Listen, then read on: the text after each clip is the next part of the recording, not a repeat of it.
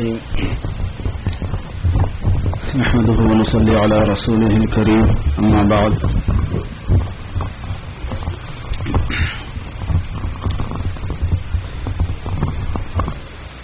اللہ تبارک و تعالی ہم سب کو رمضان مبارک فرمائے اور پوری امت مسلمہ کو مبارک فرمائے اور روزے بھی آسان فرمائے اور تراویح بھی آسان فرمائے۔ اللہ کا شکر ہے کہ تراویح بہت ہی آرام سے ہو گئی اور ایک اندازہ ہو گیا کہ اتنی دشوار چیز نہیں ہے۔ سوا پارہ مولانا نے پڑھا اور پاؤ پارہ اور ملائیں گے تو صرف 5 منٹ بڑھتے ہیں۔ دوسرے اعمال تو سب ایسے ہی ہیں، صرف قرآن شریف کی تلاوت میں ایک پارے میں 20 منٹ لگتے ہیں، بقیہ تو رکوع سجدہ وغیرہ ہے، تو اگر اور 5 منٹ پڑھیں گے تو 1.5 پارہ ہو جائے گا۔ اس طرح 20 رمضان سے پہلے قرآن پاک کو مکمل کرنا آسان ہو جاتا ہے۔ دو ایک مسئلے ذہن میں رکھنے کے ہیں۔ ایک یہ ہے کہ جیسا ہم ریگولر نماز میں اتحیات پڑھ کے درود شریف پڑھ کے دعا پڑھتے ہیں، تراویح میں اتنا سب نہیں پڑھ سکتے، تو پریشان ہونے کی بات نہیں۔ اتحیات پڑھنا اور درود شریف پڑھنا، البتہ اگر اتحیات اور درود شریف انکمپلیٹ ہے، مکمل نہیں ہوا اپنا، تو مکمل کر کے سلام پھیرنا، لیکن درود شریف ہو جانے کے بعد میں جو دعا ہے وہ پڑھنے کے اس میں نہیں جانا، امام کی موافقت کرنا ضروری ہے اس میں۔ اور فقہا نے بھی یہی لکھا ہے کہ درود شریف کے بعد کی دعا تراویح میں نہ پڑھی جائے لوگوں کی سہولت کے لیے۔ اور قرآن پاک پڑھنے کا یہ جو انداز ہے تراویح میں، اسی کو علماء نے ترجیح دی ہے کہ یہ زیادہ پسندیدہ ہے۔ زیادہ کھینچنا، لمبا کرنا، دیر کرنا، اللہ پاک کو سناتے ہیں ہم نماز عام طور پر اصل آدمی کی اللہ کے لیے ہوتی ہے، تو جو ہماری اپنی نماز ہے جس اسٹائل کی، سنتیں ہم جس انداز میں پڑھتے ہیں وہ اسی انداز میں پڑھنے کا ہے۔ کوئی دکھانا تھوڑی ہے، کوئی کسی کو شو پٹ اپ تھوڑی کرنا ہوتا ہے قرآن پاک میں۔ اسی لیے علماء نے فرمایا کہ تراویح کی جو قرات ہوتی ہے وہ اسی طرح ہوتی ہے، اور ماشاءاللہ اللہ پاک نے مولانا کو بڑی مہارت دی ہے، بہت مشہور حفاظ میں سے ہیں۔ درس کے تراویح کے بعد انشاءاللہ آدھا گھنٹہ درس کا نظام ہوگا، اللہ نے اگر توفیق دی تو، اور اس آدھے گھنٹے میں جو سنایا گیا ہے اس میں سے سیدھا بعض مقامات سے کچھ خلاصے آپ کو پیش کرنے کی کوشش کی جائے گی۔ پہلی رکعت میں سورہ فاتحہ ہوتا ہے، تو پھر سورہ فاتحہ کا ایک مفہوم تھوڑا سا ذہن میں رکھا جائے تاکہ نماز میں ادھر دھیان ہو۔ سورہ فاتحہ میں اللہ تبارک و تعالی نے بندوں کو اپنی تعریف کرنی سکھائی ہے اور بندوں کو اپنے سے دعا مانگنی سکھائی ہے۔ دعا مانگنے کا طریقہ کیا ہے؟ پہلے اللہ کی تعریف اور بڑائی بیان کی جائے، پھر مانگا جائے، اور جس جامع انداز میں اللہ پاک نے تعریف سکھائی ہے انسان اپنی طرف سے سوچ کے نہیں بنا سکتا تھا، یہ ان کی مہربانی ہے کہ تم مجھے ایسے کہا کرو، یہ بتایا۔ چنانچہ حق تعالی شانہ نے سب سے پہلے اپنی تعریف کو بیان فرمایا کہ سب تعریف اللہ کے لیے ہے جو سارے عالموں کا پالنے والا ہے۔ تعریف کہتے ہیں اچھے تذکرے کو، اچھا ذکر، اچھا تذکرہ، لائق تعریف ہونا۔ اچھائی جو ہے یہ صرف اللہ کا حق ہے۔ پوری دنیا میں جہاں کہیں جو خوبی ہے وہ اللہ کی تعریف ہے اس میں، کیونکہ کمال جو ہے وہ اللہ کے پاس ہے، ذاتی اور اختیاری خوبی جو ہے وہ اللہ کے پاس ہے، اس لیے تعریف کے وہی حقدار بنتے ہیں۔ آسمان و زمین کے پیدا کرنے کی بنیاد پر ہو، پورے کائنات کا نظام چلانے کی وجہ سے ہو، دنیا میں جتنی خوبصورتیاں پائی جاتی ہیں وہ ہوں، جو کمال پایا جاتا ہے، جو طاقت پائی جاتی ہے، جو فن پایا جاتا ہے، جو خوبی پائی جاتی ہے انسانوں میں، جانوروں میں، چرندوں میں، پرندوں میں، جمادات میں، ہیرے موتی میں، سونے چاندی میں، پھول پھلواریوں میں، باغوں باغیچوں میں، نہروں میں، آبشاروں میں، وہ کسی چیز کے اندر بھی ذاتی تعریف نہیں ہے، وہ اللہ کی رکھی ہوئی ہے۔ وہاں پہ پھول میں خوبی اللہ کی ہے، آبشار میں بیوٹی اللہ کی ہے، کہکشاؤں میں خوبصورتی اللہ کی ہے، تو خوبی اللہ کی ہوتی ہے، اس وجہ سے تعریف کے مستحق صرف اللہ پاک ہوتے ہیں۔ اللہ پاک نے فرمایا کہ تعریف ہماری ہے، بس تعریف ایسے کی جاتی ہے۔ پھر اس کی وجہ بھی صفات بھی بیان فرمائی، اللہ کے لیے کیوں تعریف ہے، وہ سارے عالموں کے رب ہیں، جو پالنے والا ہے اس کو تعریف ہونی ہی چاہیے۔ وہ پالتا کیوں ہے؟ اس لیے کہ وہ رحمان اور رحیم ہے، مہربان ہے اس لیے پالتا ہے، کسی کا قرضہ ہے اس لیے نہیں پالتا. اللہ تعالیٰ کسی کا کچھ باقی نہیں ہے، بس اپنی مہربانی سے پالتے ہیں. محتاج ہے اس لیے نہیں پالتے، ان کو کوئی ضرورت نہیں ہے، لوگوں کا کوئی حق نہیں ہے، بس رحمان ہے اس لیے پالتے ہیں. رحیم ہے اس لیے پالتے ہیں. اب رحمان تو کہتے ہیں عام رحمت کو، رحیم کہتے ہیں خاص رحمت کو. خاص رحمت وہ جو ہمیشہ کے لیے جس کے لیے رحمت دینا طے ہو. رحمان وہ ہے کہ جس کو دنیاوی نعمتیں عطا فرمائی. تو خاص رحمت ملنا ہے تو پھر مالک یوم الدین ہے. رحمانیت کے اعتبار سے تو رحمانیت میں کے اثر میں فرعون بھی ہے، حامان بھی ہے، قارون بھی ہے، کافر بھی ہے، ملحد بھی ہے، مشرک بھی ہے، مومن بھی ہے. کائنات سے جتنا فائدہ اٹھا رہے ہیں رحمانیت کی وجہ سے اٹھا رہے ہیں. لیکن رحیمیت کا فائدہ لینا ہے تو دین پہ چلنا پڑے گا. دین پہ چلنے کی بنیاد پر پھر آخرت میں تجزیہ کیا جائے گا کہ کس نے چلا کس نے نہیں چلا، پھر وہ رحیمیت کے دائرے میں آئے گا. وہ اس لیے فرمایا کہ رحمان ہے، رحیم ہے، مالک یوم الدین ہے، بدلے کے دن کے مالک ہیں. تو اس دن کے مالک ہونے کی وجہ سے جو آدمی دین پر چلا ہوگا پھر وہ رحیمیت میں آئے گا. کتنی جامع تعریف ہے، ایک ایسی چیز کو بیان فرمایا کہ سب کو سمیٹا ہے. پھر اللہ تبارک و تعالیٰ سے سب سے پہلے وعدہ وفائی کیا جاتا ہے کہ ہم آپ کی ہی عبادت کرتے ہیں، آپ ہی کی کریں گے، آپ ہی سے مدد مانگتے ہیں، آپ ہی سے مانگیں گے. عبادت یہ اللہ کا حق ہے اور مدد مانگنا یہ اللہ کا حق ہے. ہر مسلمان کے ذمہ ہے کہ وہ یہ سمجھے کہ لائق عبادت صرف اللہ ہے، لائق استعانت مدد مانگنے کے لائق وہ بھی صرف اللہ پاک ہے. پھر سب سے اہم چیز کی دعا مانگنا سکھائی کہ اللہ ہم کو سیدھے راستے پر چلا دیجیے. پھر سیدھے راستے کی وضاحت فرما دی کہ سیدھا راستہ وہ ہوتا ہے جن پر اللہ پاک کا انعام ہوتا ہے. اور بعض مرتبہ لوگ صاحب مذہب بھی ہوتے ہیں، دوسرے بھی ہوتے ہیں، تو آدمی سمجھتا ہے کہ شاید ان پر بھی انعام ہے، اور میں نہیں، ان پر انعام نہیں ہے. اس لیے پھر الگ سے اس کی دعا بھی سکھائی گئی کہ ان کے راستے پر نہیں، جو دیکھنے میں منعم علیہم کے راستے پر لگتے ہیں ہے نہیں. دیکھنے میں کا مطلب یہ ہے کہ وہ بھی صاحب کتاب ہونے کا دعویٰ کرتے ہیں، وہ بھی صاحب نبی ہونے کا دعویٰ کرتے ہیں، مگر ہے نہیں وہ لوگ.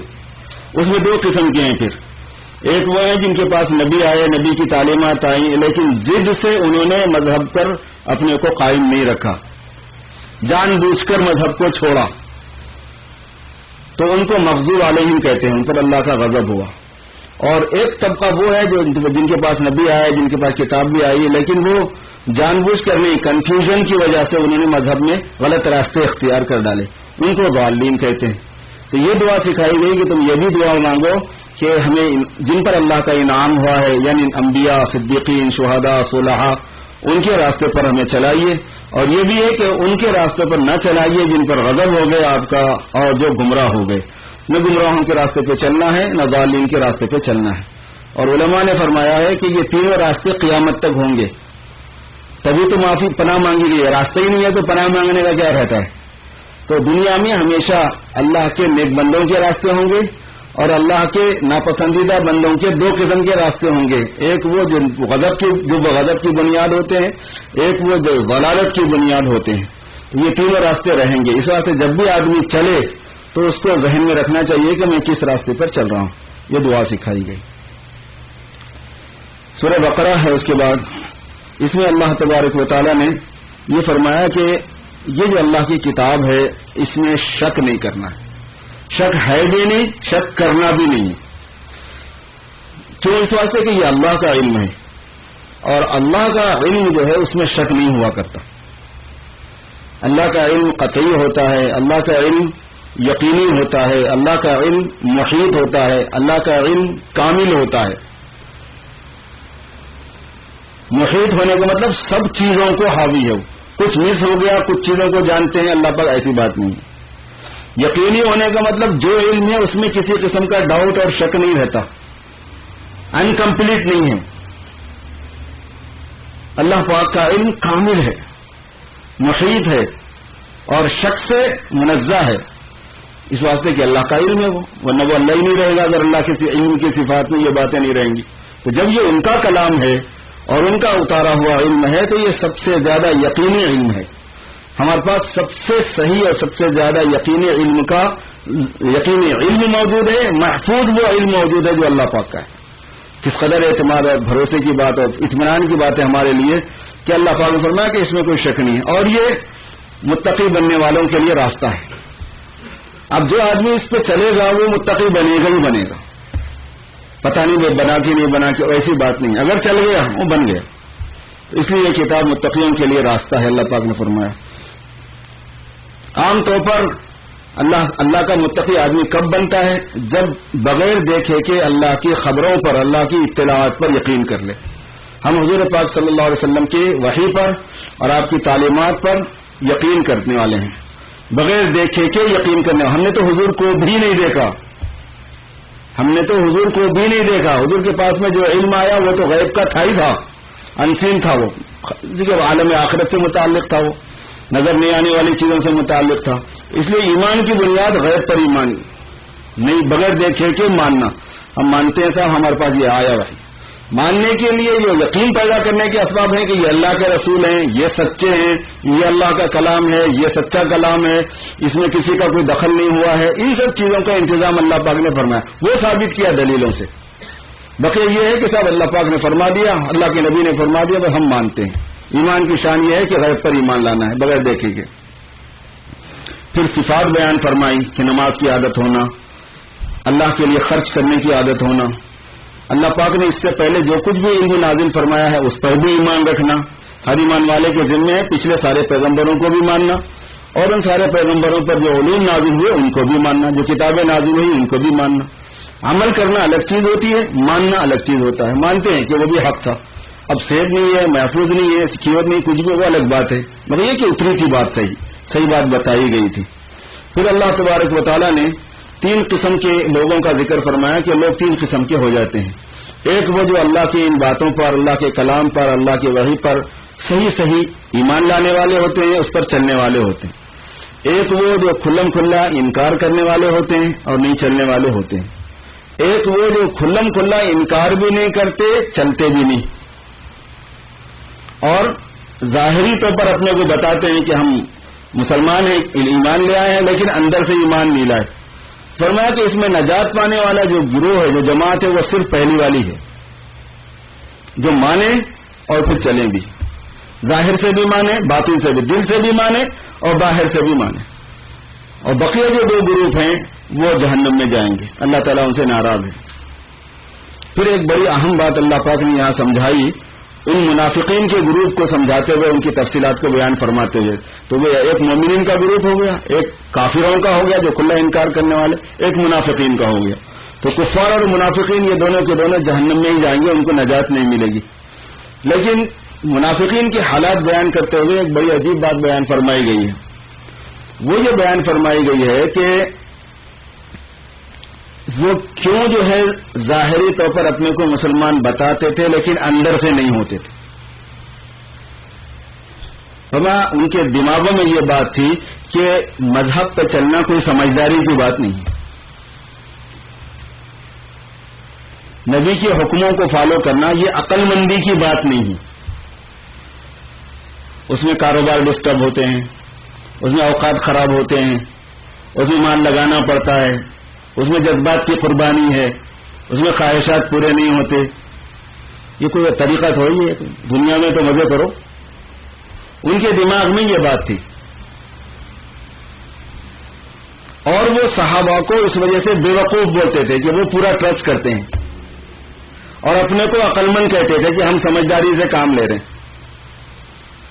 اللہ پاک نے یہ بات سمجھائی کہ عقل مند صحابہ ہیں، بے وقوف وہی لوگ ہیں.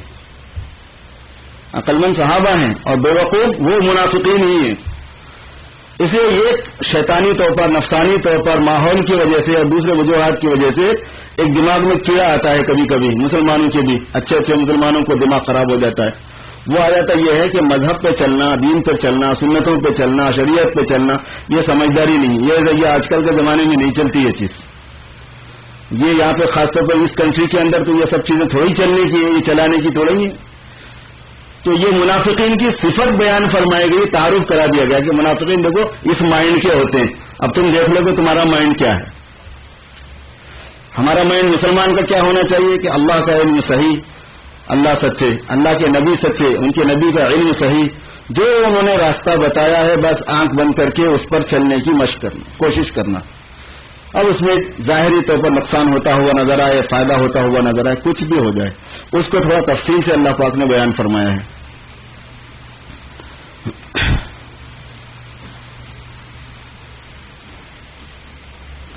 ایک چیز بہت عجیب بیان کی گئی ہے پہلے پارے میں، وہ یہ ہے کہ اس سے پہلے جن لوگوں کو کتاب دی گئی تھی ہدایت نامے کے طور پر عمل کرنے کے لیے، اور نبی کے ذریعے سے ان کی تربیت بھی کی گئی تھی، نبی بھی بھیجے گئے تھے، کتاب بھی بھیجی گئی تھی، انہوں نے کیا کیا ہوشیاریاں کی ہیں جس کی وجہ سے وہ دین پر نہیں چلے، وہ ہوشیاریاں بتائی گئی ہیں۔ ہوتا ہے نا، آدمی ہوشیاریاں کرتا ہے، تو انہوں نے کس طرح کی ہوشیاری کی جب اللہ کی کتاب ان کے پاس آئی، تورات آئی، انجیل آئی، زبور آئی، صحف ابراہیم آئے، صحف موسیٰ آئے، نبی بھی آئے تھے، ان پر ایمان بھی لاتے تھے، کتاب بھی آئی تھی، اس پر ایمان بھی لائے، لیکن اس کتاب کو فالو کرنے میں ہوشیاری کرتے تھے، مکاری کرتے تھے، اس میں غطر بیونت کرتے تھے، کاٹ ماٹ کرنا، اپنی مرضی سے اس میں آگے پیچھے کرنا۔ پورا پارا جو ہے وہ دراصل ان کی ان ہوشیاریوں کو سمجھایا گیا ہے، اور ان کو تو نہیں سنایا جا رہا ہے، یہ میرے اور آپ کو سنایا جا رہا ہے۔ یہ تو کتاب تو ایمان والوں کے لیے ہے، اور ہمیں سنوائی جا رہی ہے، ہمیں پڑھنے کو کہا جا رہا ہے، تو کیوں ہے بھائی؟ یہ اس لیے ہے کہ دیکھو ان لوگوں نے ہوشیاری کی، تم لوگ ایسی ہوشیاری مت کرنا۔ آج کا مسلمان بھی کیا کر رہا ہے؟ سیم اس غلطی کو دوہرا رہا ہے۔ تو کامیابی کی بات ہے یا ناکامی کی بات ہے، عقل مندی کی بات ہے یا بے عقلی کی بات ہے؟ دانائی تھوڑا یہ ہے کہ اللہ کی کتاب کے ساتھ ہوشیاری کی جائے، اللہ کے نبی کی تعلیمات کے ساتھ ہوشیاریاں کی جائیں۔ اس لیے ان کے واقعات کو پورے پارے میں تفصیل سے اللہ تبارک و تعالیٰ نے بیان فرمایا، ایک ایک واقعہ 40 کے قریب واقعات بیان کیے گئے ہیں ایسے کہ جس میں کہیں دیکھو کس قسم کی ہوشیاری وہ لوگ کرتے تھے۔ مثلا ایک ہوشیاری ان کی یہ بیان کی گئی کہ ان کو عبادت کے واسطے ہفتے کا دن خاص کیا گیا تھا، اور اس دن کاروبار منع کر دیا گیا تھا، تو اللہ کا حکم یہ ہے کہ بھائی کاروبار مت کرو، بندگی کرو۔ وہ لوگ ہوشیاری کرتے تھے، وہ کرتے کیا تھے؟ ہفتے کے دن مچھلیوں کا کاروبار کرتے تھے، وہ فشنگ، تو ہفتے کے دن مچھلیوں کو گڑے میں اتار لیتے تھے ایک طرف ہوشیاری سے، اتوار کے دن جا کے پکڑ لیتے تھے اس کو۔ اور معاملہ کس کے ساتھ ہو رہا ہے؟ دھوکہ کس کے ساتھ ہو رہا ہے؟ مقصد جو تھا وہ یہ ہے کہ ادھر توجہ نہیں کرنا ہے، آپ کو توجہ اللہ کی عبادت میں دینی ہے، اور وہاں پہ ہوشیاریاں کی جا رہی ہیں۔ اللہ پاک نے اس کو بیان فرمایا کہ ان کو میں نے پکڑا ہے، پھر اور ان کو بہت سخت سزا دی گئی ہے۔ جب اللہ تبارک و تعالیٰ کی بات ان کو سنائی گئی تو صاحب یہ اللہ تعالیٰ ہی بولے ہیں یا آپ اپنی طرف سے بول رہے ہیں، اس کا کنفرمیشن کیسا ہے؟ ارے پہلے اللہ سمجھا دیا گیا، اللہ کے نبی سمجھا دیے گئے، معجزے دکھا دیے گئے، تسلیم کرا دیا گیا کہ ہاں یہ اللہ کے نبی ہیں، پھر اس کے بعد کہہ رہے ہیں کہ نہیں اللہ میاں کو ہم دیکھنا چاہ رہے ہیں۔ یہ پتہ نہیں آپ جو بول رہے ہیں کہ اللہ تعالیٰ یہ فرما رہے ہیں تو اللہ ہی فرما رہے ہیں، کوئی اور فرما رہا ہے۔ یہ ہوشیاری کی بات ہے نا۔ اب ہمارے پاس کیا ہوتا ہے؟ بھئی یہ بات ہے، قرآن کی بات ہے، حدیث کی بات ہے، وہ ہماری سمجھ میں نہیں آ رہی، اس کی لاجک کیا ہے؟ اس کو سائنسی اعتبار سے بتاؤ، ہم کو اس کا مشاہدہ کراؤ، اس کو دکھاؤ۔ بھائی یہ سب چیزیں نہیں ہوتی ہیں۔ یہ اگر کنفرم ہے یہ بات کہ اللہ کی بات ہے، اگر کنفرم ہے یہ بات کہ اللہ کے رسول کی بات ہے، بس ایمان والے کو اس سے آگے نہیں چاہیے کچھ، ایمان والے کو اس سے آگے سوال نہیں کرنا ہے۔ ایسے ہی کیا ہے پچھلے لوگوں نے، کر کے برباد ہوئے ہیں، تو ہم کیوں برباد ہو؟ پہلے ہی پارے میں کیوں رکھا گیا بھائی اس کو؟ پہلے ہی پارے میں یہ ساری ان کے جو مکاریاں اور دھوکے بازیاں تھیں اللہ کی کتاب کے ساتھ، اللہ کے نبی کے ساتھ اور دین کے ساتھ، ان دھوکے بازیوں کی تفصیل ایمان والوں کو بتائی جا رہی ہے کہ دیکھو ایسے ایسے دھوکے وہ کرتے تھے، یہ نادانی تم سے نہیں ہونی چاہیے۔ اللہ تبارک و تعالیٰ نے ان سے فرمایا کہ بھائی تم رہ جاؤ اس جگہ پر اور تمہارے کھانے پینے کا انتظام ہم اپنے ذمے لے لیتے ہیں۔ اللہ تعالیٰ نے کھانے پینے کا انتظام ان کو کر دیا، من و سلوہ اترتا تھا، موسیٰ علیہ السلام لاٹھی سے پتھر پہ مارتے تھے تو اس سے پانی نکل آتا تھا۔ تو اب اس کے بعد میں مسئلہ یہ آ گیا، سارے کے سارے مل کے کہنے لگے یار ایک کھانا کھاتے کھاتے طبیعت زیچ ہو گئی، حالانکہ بٹیریں مل رہی تھی ان کو بھنی ہوئی، وہی ایک کھانا کھاتے کھاتے طبیعت زچ ہو گئی ہے، ہمیں تو دال چاہیے، ہمیں پیاز چاہیے، ہمیں لہسن چاہیے، ابھی ایسی ترکاریاں چاہیے ہم کو. تو اللہ نے فرمایا کہ کیا احمق لوگ ہیں. عادت تو آدمی جو ہے نا جس کی چاہے عادت ڈال لے، ایک چیز کی عادت ڈال لیتے ایک چیز پہ بھی کام چلتا ہے، اور کئی چیزوں کا چٹخورا بنایا زبان کو تو چٹکاری بھی بنتی ہے. ہمارے ایک ڈاکٹر صاحب مجھے بتا رہے تھے کہ یہ نمک اور مرچی یہ دونوں ٹیسٹ کی چیزیں ہیں. آپ بغیر نمک کے کھانے کے عادی بنو بغیر نمک کے بن جاتے، بغیر مرچی کے کھانے کے عادی بنو بغیر مرچ کے بن جاتے، بغیر شوگر کے جو چائے کی عادت ڈالتا ہے بغیر شوگر کی چائے پینے کا عادی ہو جاتا ہے. یہ چیزیں عادت پر ہیں، تو اس کی وجہ سے آدمی اپنی زندگی کو کیوں کھیل تماشا بنا لے. اب جناب انہوں نے یہ تقاضا سامنے رکھ دیا. اللہ تبارک و تعالیٰ کی کو بھی یہ بات ناگوار ہوئی کہ ہماری طرف سے جب ایک انتظام تھا تمہارے واسطے تو تم کو یہ پنگا پالنے کی ضرورت کیا تھی. اچھا جب ان کو کوئی بات بتائی جاتی تو ایک ہوشیاری اور کرتے تھے کہ اس میں اتنے سوالات کرتے کہ اس کو پیچیدہ کر دیتے تھے، مسئلے کو الجھا دیا ایسا کرتے تھے. اب ایک مرتبہ ایک آدمی کا مرڈر ہو گیا، انہوں نے موسیٰ علیہ السلام سے کہا کہ بھئی قاتل کو پکڑو. اللہ نے فرمایا کہ گائے ذبح کرو اور اس کا گوشت جو ہے وہ جو مقتول ہے اس کو لگا دو، وہ زندہ ہو جائے گا، زندہ ہو کے بتا دے گا کس نے اس کا مرڈر کیا ہے. کتنی کھلی ہوئی بات تھی. کہنے کہ بظاہر تو سمجھ میں نہیں آ رہا، اس میں تو کوئی لاجک ہے نہیں کہ گائے کا گوشت لے آ کے لگا دیں گے تو کیسے زندہ ہو جائے گا. کیسے زندہ ہوگا کیسے زندہ نہیں ہوگا آپ سے کون پوچھ رہا ہے. جب اللہ نے فرما دیا تو کہنے کہ بس نہیں آپ فرمائیے کہ وہ کیسے ہونی چاہیے. پہلے تو انہوں نے کہا کہ آپ مذاق کر رہے ہیں کیا ہمارے ساتھ. حضرت موسیٰ سے کہا آپ مسخرہ بنا کر رہے ہیں ہمارے ساتھ. اتتخذنا ہزوا، آپ مذاق کر رہے ہیں ہمارے ساتھ. ہم مرڈر کا پتہ مرڈر کرنے والے کا پتہ بتاؤ بول رہے ہیں اور آپ ہمارے کو ایسا بول رہے ہیں. موسیٰ علیہ السلام نے کہا کہ میں اللہ کا نبی ہوں، جو کرنے کے لیے ہوں میں تمہارے ساتھ. خیر اس کے بعد انہوں نے کہا کہ اچھا یہ بتاؤ گائے کیسی رہنا ہو، اس لیے کہ ہر گائے تو بہت سی قسم کی ہوتی. تو کہنے لگے اس کا رنگ کیسا ہونا. اللہ کی طرف سے تو کوئی بات نہیں آئی تھی نا، اپنی طرف سے سوال کر کر کے اس کو ہیرا پھیری میں ڈالنا شروع کر دیا. اللہ تعالیٰ نے بھی جیسے جیسے وہ پوچھتے گئے ویسے ویسے شرطیں لگا دی. اب اللہ نے بھی فرمایا کہ گائے کا رنگ کیسا ہونا، تو اللہ نے فرمایا گائے کا رنگ پیلا رہنا، یلو رہنا. اب یلو رنگ کی گائے کہاں ہوتی، کالی ہوتی، سفید ہوتی، لال بھی ہوتی، بعض یلو تو ہوتی نہیں. پیلی ہونا. اب تلاش کرو بیٹا. خوب گھمایا ان کو، خوب پھرایا خوب تنگ کر دیا. فذبحوها وما كادوا يفعلون. قرآن میں ہے کہ ذبح کر دیا مگر بس میں نہیں آ رہی تھی ان کی. یہ فرمایا کرنے کے قریب بھی نہیں پہنچ سک رہے تھے، اتنا مشکل ہو گیا تھا. دین کی بات کے اندر زیادہ ہیرا پھیری میں نہیں جانا ہے. بس خلاصہ یہ ہے آج کا جو ذہن میں رکھنے کا ہے مجھے آپ کو، وہ پچھلی شروع کی رکوعات کے اندر گھڑی آگے ہونا چاہیے یار. کبھی تو پلٹ کے کہتا دیکھوں بار بار کدھر ہے. اچھا یہ صحیح ہے. خلاصہ یہ ہے میرے دوستو بھائیوں کہ جس طرح کے مکاریاں، جس طرح کی ہوشیاریاں، جس طرح کی نادانیاں سمجھ لیجیے قرآن اور حدیث پر عمل کرنے کے لیے یہود و نصارہ اختیار کرتے تھے، اس کو تفصیل سے سمجھایا گیا مسلمانوں کو کہ ان چیزوں سے میری ناراضگی ملتی ہے، رضامندی نہیں ملتی. میرے پاس تو سرنڈنگ چاہیے. جو ہماری بات ہے بس اس کے سامنے گردن جھکا دینا. جو ہمارے نبی کی تعلیمات ہیں اس کے سامنے اپنے آپ کو ڈال دینا.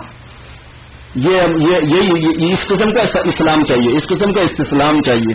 یہ سمجھانے کے لیے اللہ پاک نے ان کے بہت سے واقعات بیان فرمائے شروع میں، اور اس کے بعد کے رکو میں ایک بات یہ بیان فرمائی کہ ان لوگوں کے پاس میں بے ادبی بہت زیادہ تھی. فرمایا کہ آپ لوگ بے ادبی نہیں کرنا. اسی لیے ہمارے بزرگوں میں سب سے زیادہ جس پر زور بچپن سے دیا جاتا ہے وہ یہ کہ دین کے ساتھ، دین کی باتوں کے ساتھ، دین کے ماہرین کے ساتھ، دین والے لوگوں کے ساتھ جتنا ادب کرنا آ جائے گا اتنا آدمی میں دین کی قدریں زندہ رہیں گی. دین کا ادب آ جائے، دین کی ہر بات کا ادب کرنا آ جائے، لحاظ کرنا آ جائے، اس کو آنر دینا آ جائے. حضور صلی اللہ علیہ وسلم کی شان میں بے ادبی آ کے بیٹھتے تھے وہ لوگ بھی. بے ادبی کے طور پر حضور کو راعی کہا کرتے تھے، راعینا. صحابہ سمجھے کہ یہ لوگ پڑھے لکھے لوگ ہیں، چونکہ اہل کتاب تھے نا تو یہ لوگ پڑھے لکھے ہیں، کتاب والے لوگ ہیں. یہ بہت اچھا ورڈ ہے شاید. راعینا کے معنی آتے ہیں لحاظ فرمائیے، رعایت فرمائیے ہماری، یعنی ہماری طرف توجہ فرمائیے، نظر کرم چاہیے جس کو بولتے ہیں نا، وہ معنی میں بھی آتا ہے یہ جملہ.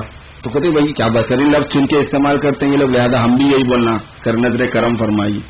لیکن وہ جو تھے چونکہ ان کے دماغوں میں بغض تھا تو وہ راعینا سے مراد دوسرے معنی لیتے تھے، اور وہ رائی کے معنی چرواہے کے بھی آتے ہیں، اور چرواہا سوسائٹی میں بہت سب سے لو لیول کا آدمی شمار ہوتا، بکریاں چرانے والا، جانور چرانے والا، وہ پڑھا لکھا ہوتا ہے، اور حضور پاک صلی اللہ علیہ وسلم بکریاں بھی چرائے ہیں، ہر نبی نے بکریاں چرائی ہیں، تو وہ آ کے بیٹھ کے کہتے تھے رائنا، وہ ہمارے چرواہے، نعوذ باللہ من ذالک۔ اور صحابہ کرام میں محبت تھی تو وہ رائنا کے معنی نظر کرم فرمائیے کے معنی لیتے، اور جب صحابہ یہ جملہ بولتے تو وہ آپس میں ایک دوسرے کے آنکھوں سے اشارہ کرتے تھے کہ کیسا بیوقوف بنایا، دیکھ لیتے تھے وہ ایک دوسرے کو۔ اللہ پاک نے وہی نازل فرما دی، فرمایا کہ تم اچھی نیت سے بھی اب یہ لفظ نہیں بول سکتے، لا تقولوا راعنا، تم اچھی نیت سے بھی اب یہ لفظ نہیں بول سکتے، بولنا ہی ہے تو انظرنا کہو، وقول انظرنا۔ اور پھر جب فرمایا آپ صلی اللہ علیہ وسلم کوئی بات تو دھیان سے سنو، اس پر عمل کرنے کی نیت سے سنو۔ اور فرمایا کافروں کو بہت دردناک عذاب ہونے والا ہے، کافروں کا کفر ہم سے چھپتا نہیں، ان کی مکاریاں، ان کی دسیسہ ہم سے نہیں چھپتی ہیں، اس کو بیان فرمایا گیا۔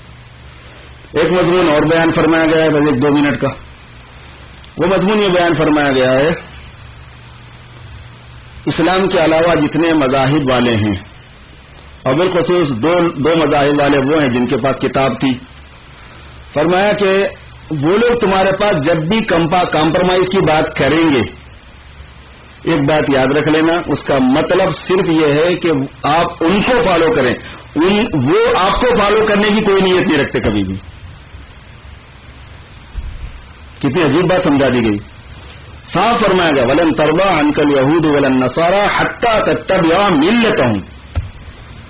جب بھی وہ اس قسم کی بات کریں گے تو ان کا مقصود یہ نہیں ہے کہ کچھ تم کچھ ہم، نہیں، بات ایسی کریں گے مطلب یہ ہوگا کہ پورے کے پورے ہم، پورے کے پورے ہماری طرف، سب چیز ہماری سائڈ میں ہونا چاہیے، سب چیز ہمارے فیور میں ہونا چاہیے، سب چیز ہمارے موافق میں ہونا چاہیے۔ اور میں کہ قل ان ھدی اللہ ھو الھدی، آپ فرما دیجئے کہ ہدایت وہ ہے جو اللہ کی دی ہوئی ہے، تم بھی اسی پر آ جاؤ، ہم بھی اسی پر چلتے ہیں، اگر تم اس پر نہیں چلتے تو مرضی تمہاری۔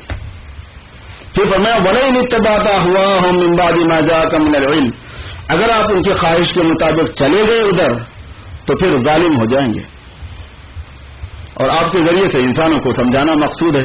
ایک بات صاف صاف یہ بات فرما دی گئی ہے کہ مسلمانوں کو اللہ تبارک و تعالیٰ نے جو راستہ دیا، قرآن والا راستہ، حدیث والا راستہ، جس میں سب چیزیں ہیں، عقیدے بھی ہیں، فکریں بھی ہیں، جس میں عبادتیں بھی ہیں، جس میں معاملات بھی ہیں، بزنس بھی ہے، کاروبار بھی ہے، جس میں معاشرت بھی ہے، جس میں کلچر بھی ہے، تہذیب اور تمدن ہے، اور جس کے اندر اخلاق اور صفات ہیں، جس کے اندر خوشیاں اور غم ہیں، ساری چیزوں کے اندر ان کا ایک راستہ ہے، مقرر ہے وہ، لہذا اس کو معلوم کرنا اور پھر اس کے مطابق چلنا، ایسے اس طرح دھیرے دھیرے دھیرے دھیرے اپنے مذہب میں پکے ہو جانا۔ ان کی ہوشیاریوں میں سے ایک ہوشیاری یاد آئی، اس میں وہ فرماتے ہیں کہ کچھ چیزوں کو عمل کرتے تھے، کچھ چیزوں کو چھوڑ دیتے تھے، دین کی کچھ چیزوں کو بڑی مضبوطی سے پکڑتے تھے اور دین کی کچھ چیزوں کو چھوڑ دیتے تھے۔ جس کو مضبوطی سے پکڑتے تھے اس میں مذہب کا نام یہ ہے، ہم یہ فلاں ہیں، ہمیں یہ کرنا ہے، ہمیں یہ کرنا ہے، پر اللہ نے فرمایا کہ پھر یہ کیوں نہیں کرنا ہے، یہ دوسرا ہے۔ افتؤمنون ببعض الکتاب وتکفرون ببعض، کچھ کتاب پر ایمان لاتے ہو، کچھ کتاب کے ساتھ کفر کرتے ہو، فما جزاء من یفعل ذلک، اس کا بدلہ پتہ ہے کیا ہوتا ہے؟ اس کا بدلہ ہوتا ہے دنیا میں ذلیل ہونا اور آخرت میں عذاب ہونا۔ اگر ہم ڈھیلے ہوں مذہب میں، کچھ پکڑا چھوڑا، جیسے کہ اس وقت آج ہم کر رہے ہیں، تو اس کا وبال بتایا گیا کہ دنیا میں ذلت، آخرت میں عذاب۔ اس لیے کرنا کیا ہے؟ اس لیے کرنا یہ ہے کہ پورے مذہب کی طرف آنے کی کوشش کرنا، ہر چیز میں میں پورے مذہب کو فالو کرنے والا بن جاؤں۔ اللہ پاک مجھے اور آپ کو سب کو عمل کی توفیق دے۔ اللهم صل على سيدنا مولانا محمد وعلى ال سيدنا مولانا محمد وبارك وسلم۔ ربنا ظلمنا انفسنا وان لم تغفر لنا وترحمنا لنكونن من الخاسرين۔ یا اللہ اپنے کرم سے ہماری تراویح کو قبول فرمائیے، اللہ اس مہینے کو ہمارے لیے پوری طرح مبارک اور برکت والا بنائیے، یا اللہ اس کے ایک ایک لمحے کا نور اور برکت ہمیں نصیب فرمائیے۔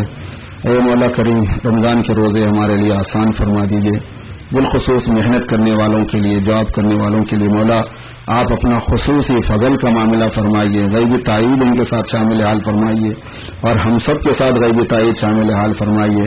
روزوں کو بالکل ہلکے پھلکے بنا دیجیے مولا، ہم بہت کمزور ہیں، ضعیف ہیں، دن بہت لمبے ہیں، پروردگار اپنے کرم سے ہم آپ سے آسانی مانگتے ہیں، آپ اپنے فضل خاص سے اپنے کرم خاص سے ہم پر آسانی فرما دیجیے اللہ ہماری تراویح کو آسان فرما دیجیے ہمارے لیے اس مبارک مہینے میں اچھے اعمال کو انجام دینا آسان فرما دیجیے اور بری برائیوں سے بچنا رکنا ہمارے لیے آسان فرما دیجیے اپنے کرم سے ہماری دعاؤں کو قبول فرما لیجیے وصلی وسلم مبارک علی سیدنا و مولانا محمد وآلہ واصحابہ اجمعین برحمتک یا ارحم الراحمین.